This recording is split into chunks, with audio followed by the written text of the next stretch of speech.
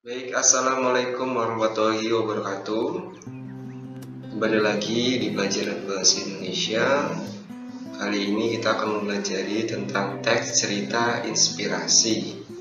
Materi ini adalah materi untuk kelas 9. Dan mudah-mudahan melalui video singkat ini pemaparan dan isi materinya bisa dicerna dengan baik. Untuk itu, sebelum memulai pembelajaran pada video kali ini, alangkah lebih baiknya kita berdoa terlebih dahulu. Mudah-mudahan apa yang kita pelajari dapat dicerna, dapat diserap, dan dapat dipelajari dengan baik. Bismillahirrahmanirrahim. Raditu billahi rabbal bil islami dinan wa bi Muhammadin nabiyya wa rasulah wa bi sirri ilman warzuqni fahman amin ya rabbal alamin.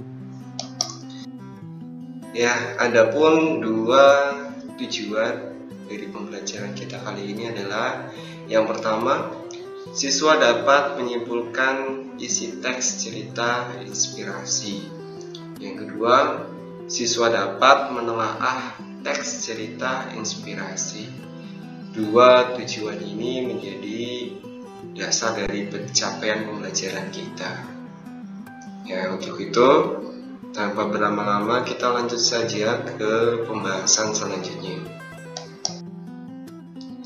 Nah, sebelum masuk ke sana, terlebih dahulu kita memahami dasar dari inspirasi. Apa itu inspirasi? Ya, pengertian. Inspirasi adalah pericikan ide-ide kreatif atau ilham akibat hasil proses belajar dan peduli kepada sekeliling kita. Cerita inspiratif biasanya dibuat oleh seseorang yang sudah dalam taraf bijak. Orang bijak tidak selalu digambarkan sebagai seorang kakek berjanggut putih, berjubah putih, dan memegang tongkat. Semua usia bisa saja memiliki pikiran bijak. Nah, maksudnya adalah cerita inspiratif ini biasanya berisi amanat pesan atau tentang seseorang tokoh yang dapat menjadikan contoh bagi pembaca gitu. Dan mungkin kalian sering mendapati seorang karakter yang bijak itu digambarkan seperti orang tua gitu maksudnya.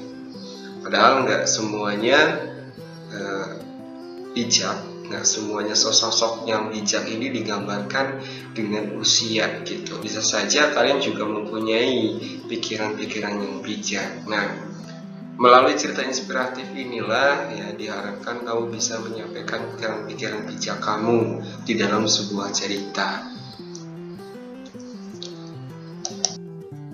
Nah, ciri umumnya ini ada gambar si pitung. Ciri umumnya, cerita inspiratif umumnya bertema kepahlawanan. Banyak sekali cerita inspiratif yang bertema kepahlawanan. Tema kepahlawanan cukup beragam. Mulai dari cerita semacam si pitung, Pangeran Diponegoro, Sang Pencerah, Soekarno, Superman, hingga Neil Armstrong yang berjalan di bulan.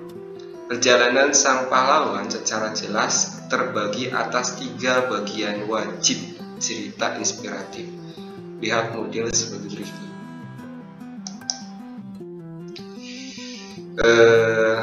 Itu tadi sebenarnya cerita inspiratif sendiri kebanyakan memang digambarkan melalui sosok yang bisa mengundang orang banyak gitu, yang bisa menarik perhatian orang banyak untuk mengikuti jejak-jejak beliau gitu.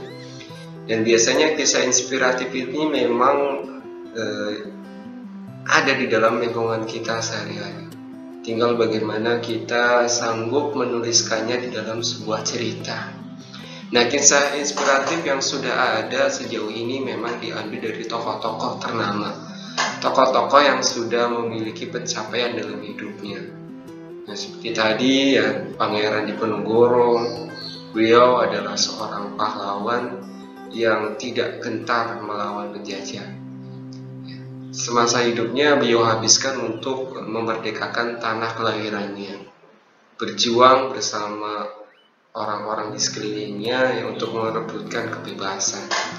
Nah, di sini kita langsung masuk saja ke menyimpulkan informasi cerita inspirasi. Untuk menyimpulkannya, kita perlu membutuhkan ya beberapa pemahaman terkait struktur dari cerita inspirasi itu sendiri. Mungkin bagi anak kelas 3, anak kelas 9, kalian pernah mempelajari struktur atau sering bahkan di setiap semester mempelajari struktur cerita fiksi ya, baik fantasi, fabel ataupun yang lain. Nah, kali ini kita cukup memperdalam saja, yaitu antara lain ada orientasi, komplikasi, resolusi, dan koda. Keempat ini menjadi struktur tersendiri bagi sebuah cerita inspirasi.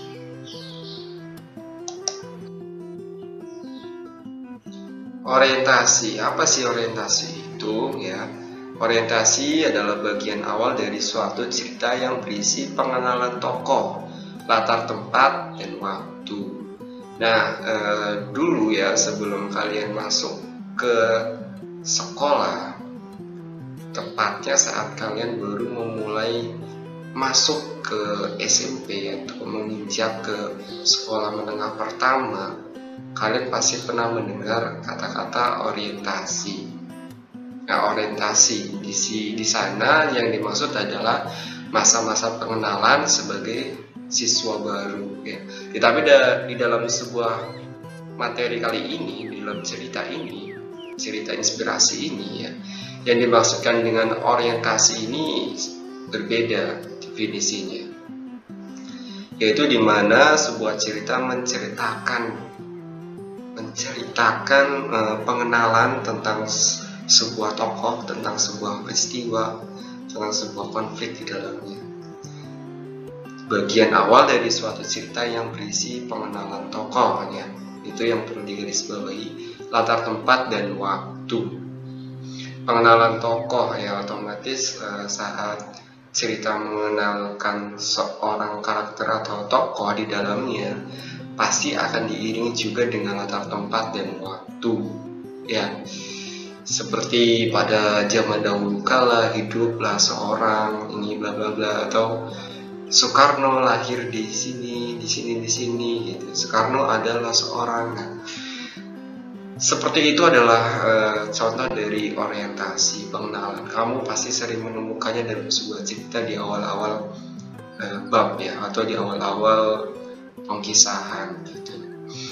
Nah, yang sebelumnya cerita inspirasi memang menggunakan teknik menulis narasi ya, dan materi tentang itu kalian pasti sudah menguasai. Jadi sebelum masuk ke sini kalian harus menguasai apa itu narasi terlebih dahulu. Narasi adalah teknik untuk menyampaikan sebuah cerita. Nah, setelah orientasi, yang kedua ada komplikasi. Komplikasi, konflik atau permasalahan antara satu dengan tokoh yang lain. Komplikasi menuju ke klimaks ya. Jadi rangkaian komplikasi itu menuju ke komplikasi itu apa sih? Komplikasi itu di dalamnya ada banyak sekali konflik ya, konflik, permasalahan gitu. Seperti tadi yang saya sampaikan di bagian orientasi. Orientasi adalah pengenalan tokoh, latar tempat, dan waktu. Tapi tidak menutup kemungkinan orientasi juga bisa memperkenalkan masalah gitu ya. Dan komplikasi ini adalah kumpulan dari semua masalah itu. Konflik yang berkepanjangan, yang bercampur aduk ya. Konflik ini dibawa oleh siapa sih ya? Dibawa oleh si tokoh itu sendiri. Tokoh A ketemu dengan tokoh B pasti akan memunculkan sebuah permasalahan, sebuah konflik. Sebut saja misalkan kalian bangun dari tempat tidur ya. Saat kalian bangun, siapa pertama kali orang yang akan kalian temui? Tentu saja orang tua. Nah, orang tua akan menyuruh kalian untuk lekas mandi, berganti pakaian, dan makan. Nah, itu adalah sebuah permasalahan.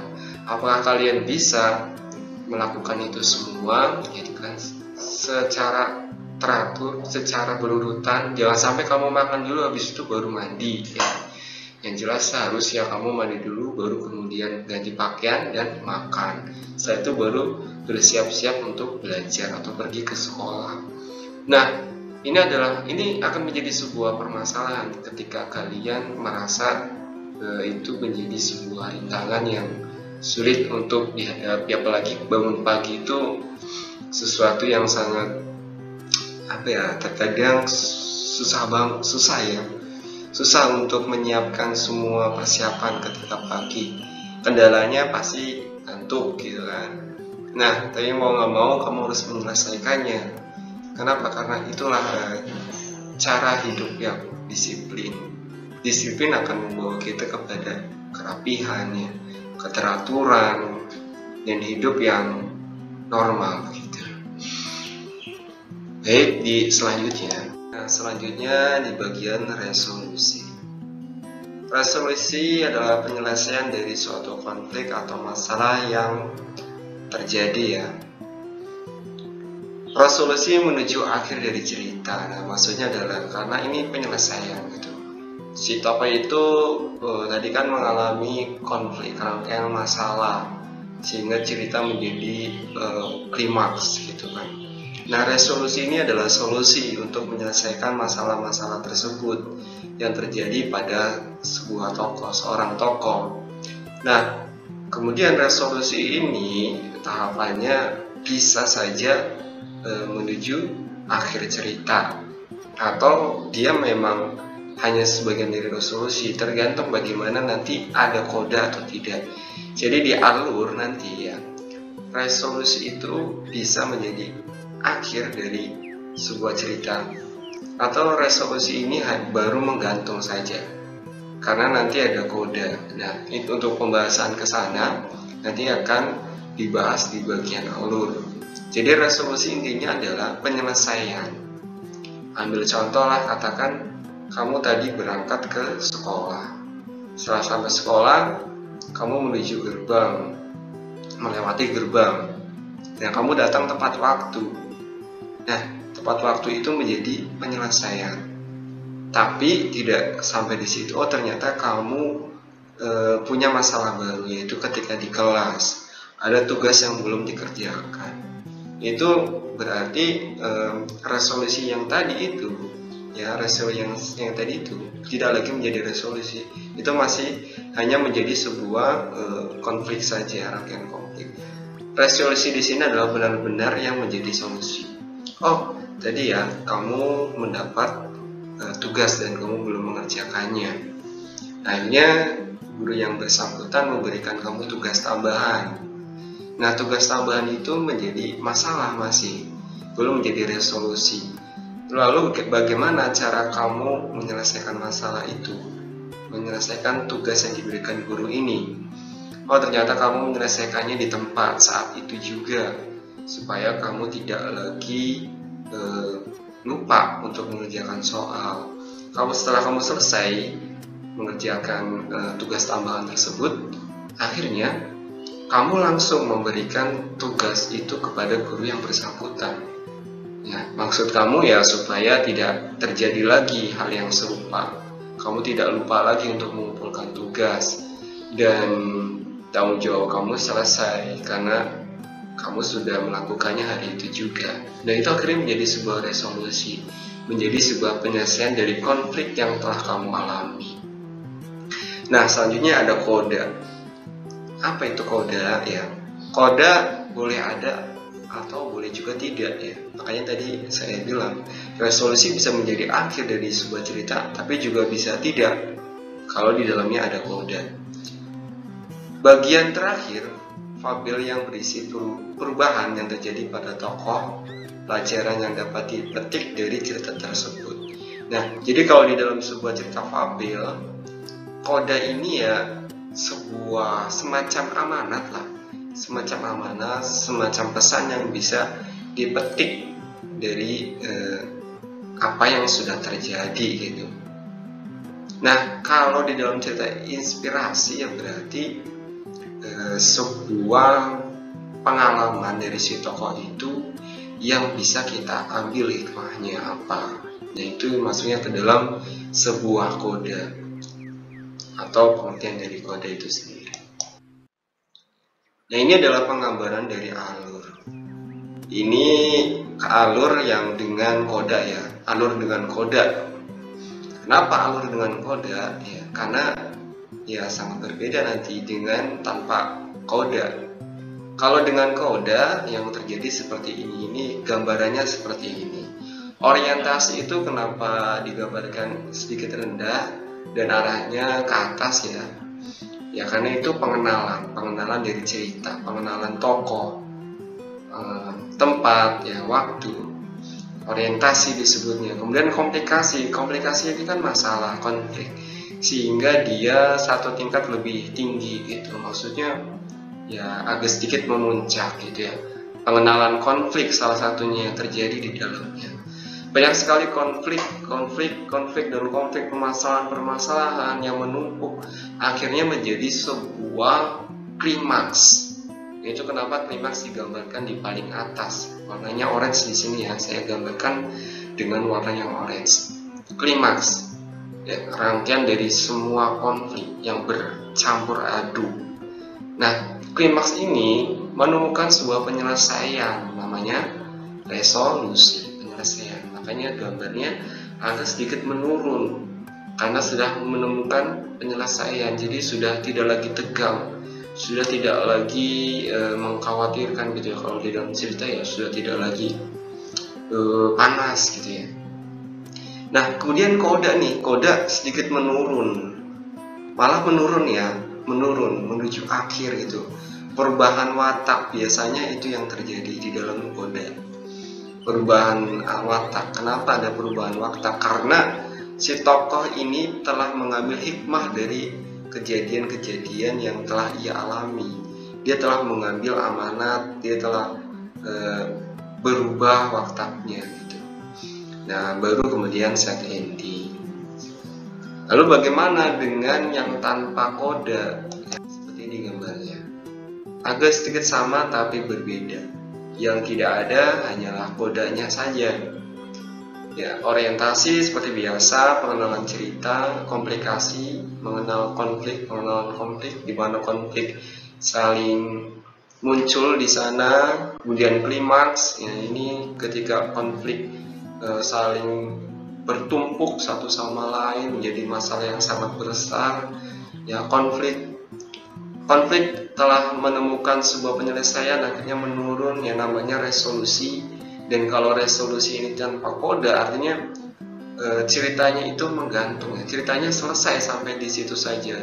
Si tokoh utama tidak merubah wataknya, tidak mengambil pesan dari semua kejadian yang terjadi ya. Maka resolusi ini berakhir menjadi set ending.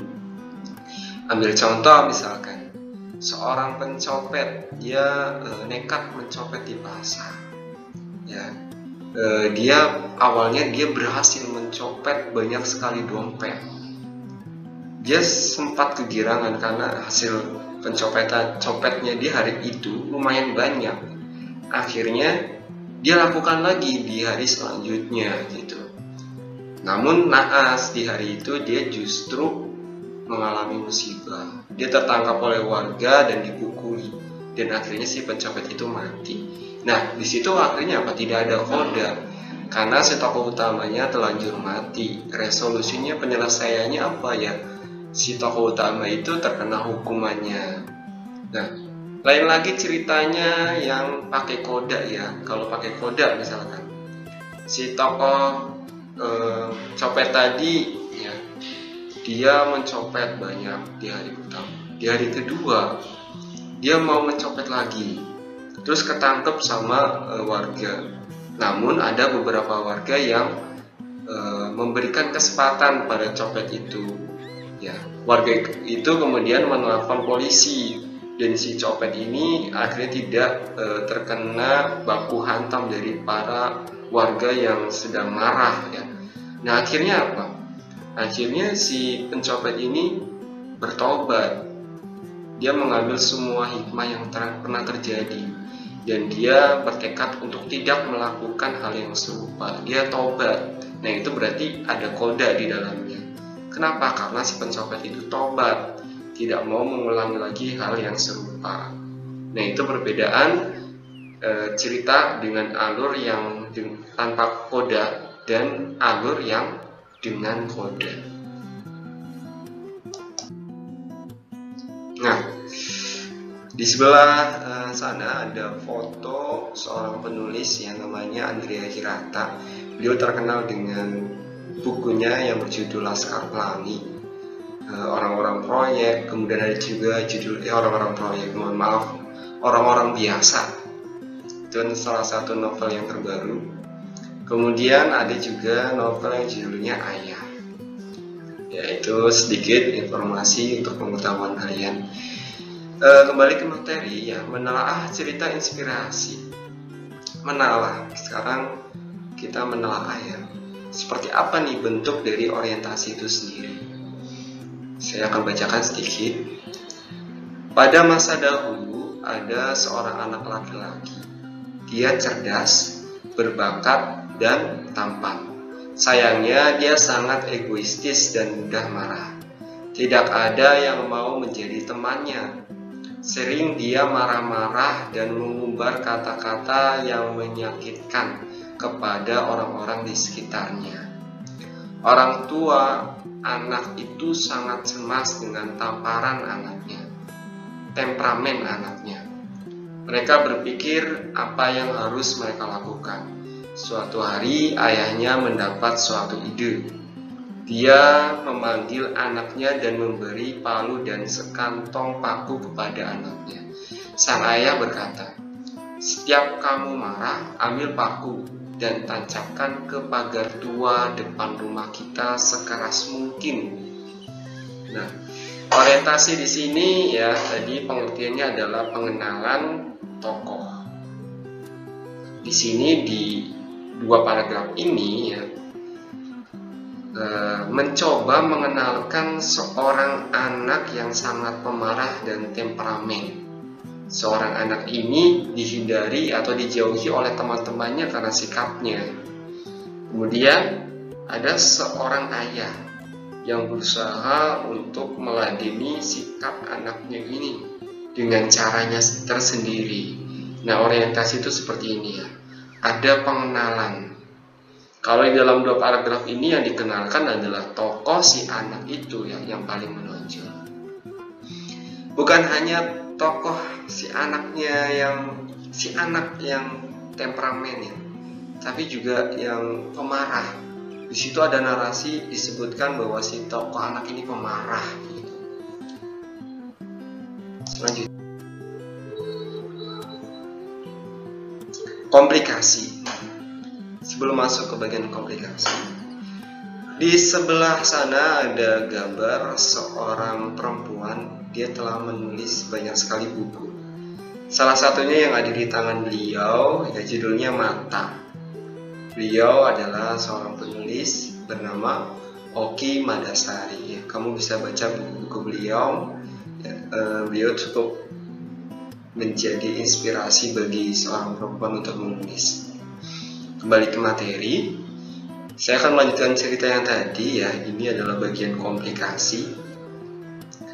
Pagar kayu itu ternyata sangat keras.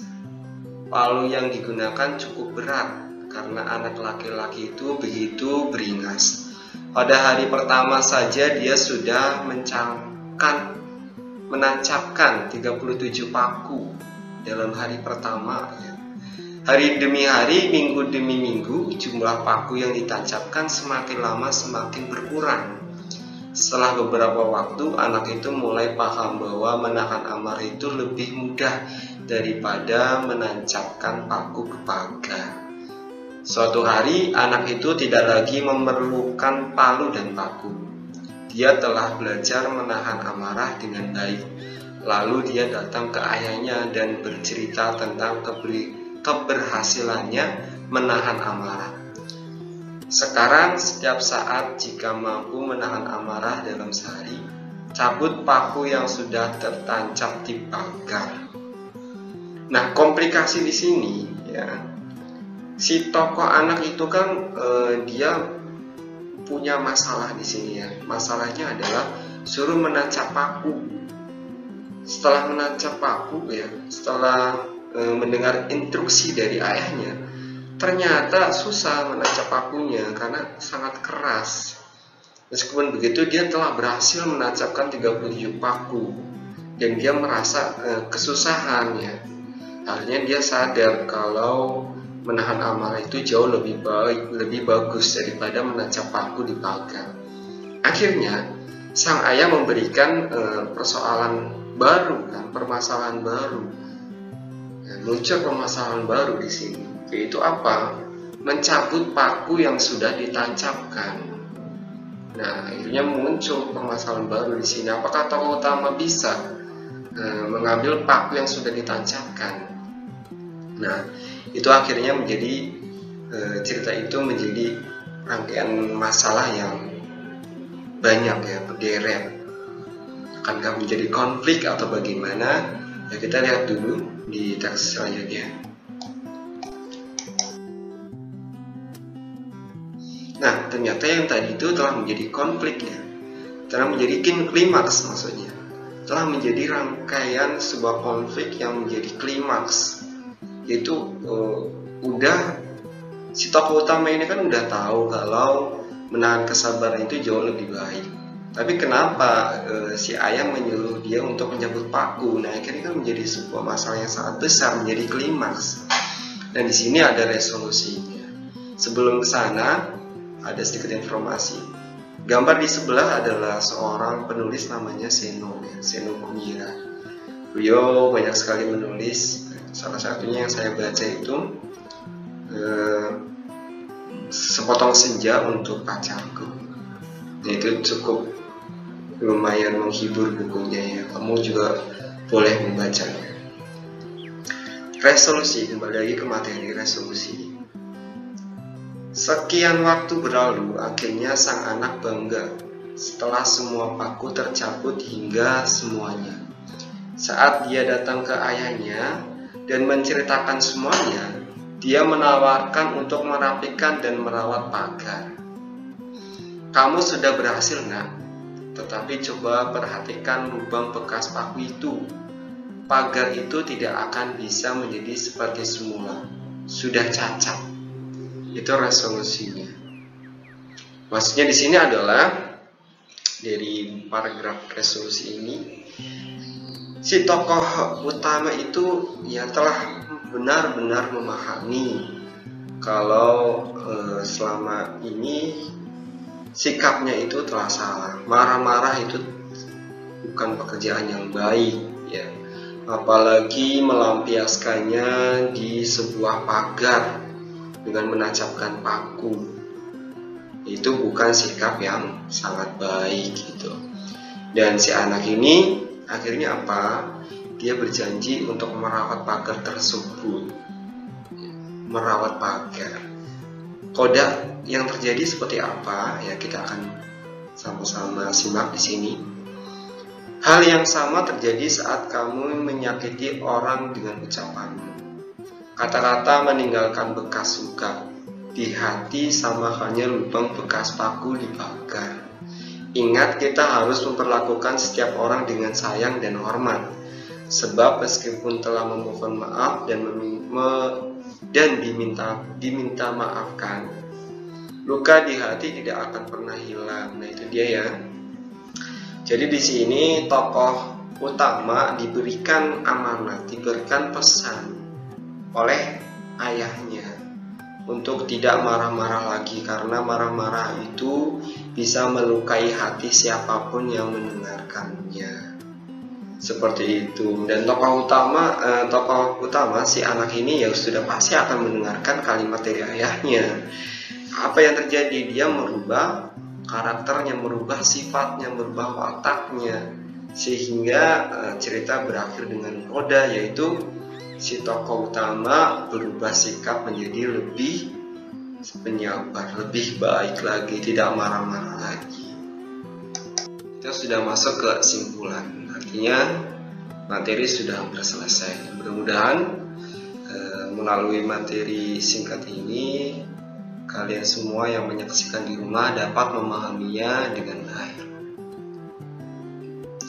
Kesimpulan dari materi kita kali ini adalah untuk menyimpulkan isi cerita, teks inspirasi, kita perlu membaca sampai selesai. Lebih lanjut, kita juga perlu memahami bagian-bagian di dalam sebuah cerita seperti orientasi, komplikasi, resolusi, dan koda. Dengan memahami alur cerita, kita dapat mengetahui gagasan-gagasan yang penulis sampaikan di dalamnya. Lebih lanjut, ide gagasan tersebut dapat memperkaya pengetahuan kita. Inilah model awal kita dalam menulis sebuah karya. Ada banyak tips tentang menulis, namun yang menjadi kunci dalam menyusun sebuah karangan cerita adalah kemauan yang kuat serta kegigihan. Ya, tinggal bagaimana kamu bisa atau pandai peka ya terhadap lingkungan untuk mencari ide-ide yang berterbangan di sekeliling kita. Nah, sayang sekali ya, karena video kita sangat singkat, materinya sangat singkat. Mudah-mudahan dapat dilanjutkan dengan menulis. Jadi jangan berhenti untuk membuat karya dari sekeliling kita. Ide-ide banyak sekali berterbangan. Kamu bisa mengambil hal-hal yang sangat sederhana, entah belajar dari tukang sapu ya, bisa jadi belajar dari tukang pedagang atau dari siapapun ya. Banyak sekali orang yang bisa dijadikan bahan inspirasi. Tinggal bagaimana kamu bisa merangkainya di dalam sebuah cerita. Untuk itu saya undur diri, tetap semangat, jaga kesehatan kalian. Alhamdulillahirobbilalamin. Wassalamualaikum warahmatullahi wabarakatuh.